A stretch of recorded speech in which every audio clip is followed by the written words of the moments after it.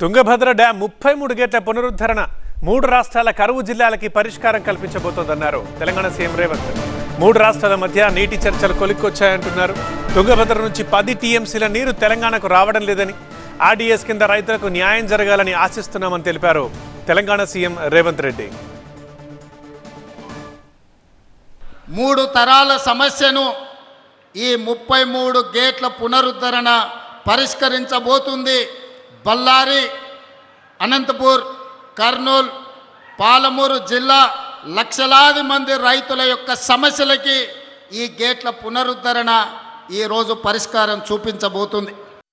మిత్రులారా, తరాలుగా తాగునీటి కోసం, సాగునీటి కోసం కిలోమీటర్ల కొద్దీ వలసలు వెళ్ళే మనం జిల్లాలు దాటుకొని, రాష్ట్రాలు దాటుకొని ఇతర దేశాలకు వలసలు పోయే మనం ఈరోజు మన పొలాలలో పారాల్సిన సాగునీరు, తాగునీరు పరిష్కరించుకోకపోవడం వల్ల సముద్రంలో కలుస్తున్నాయి.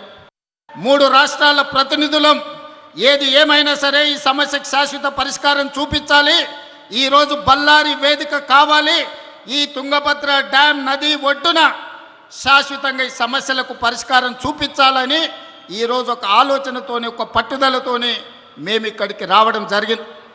ముఖ్యంగా మా గద్వాల, అలంపూరు, పాలమూరు జిల్లా ప్రాంతంలో రాజోలిబండ డైవర్షన్ స్కీమ్కు కేటాయించిన 15.9 టీఎంసీల నీళ్లలో ఈనాడు కేవలం 5 నుంచి 6 టీఎంసీలే మా రైతాంగం వాడుకుంటున్నారు. దాదాపుగా 10 టీఎంసీల నీళ్లు మాకు రావడం లేదు. పెద్దలు డీకే శివకుమార్ గారి సూచన మేరకు మేమందరం ఈ సమస్య పరిష్కారం కోసం ఒక అడుగు ముందుకు వేసి కలిసికట్టుగా పని చెయ్యాలి అని ఈరోజు ఒక నిర్ణయం తీసుకున్నాం. ఖచ్చితంగా చరిత్రలో ఈరోజు సువర్ణ అక్షరాలతో లిఖించబోతున్నారు.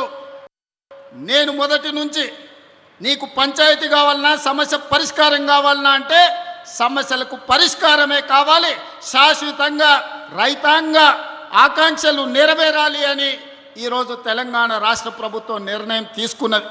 ఈ నిర్ణయం తప్పకుండా కృష్ణానది జలాలు, గోదావరి జలాలు, తుంగభద్ర నది జలాలలో అంతర్రాష్ట్ర జల వివాదాలకు శాశ్వత పరిష్కారం చూపిస్తుందని మేము సంపూర్ణంగా విశ్వసిస్తున్నాం.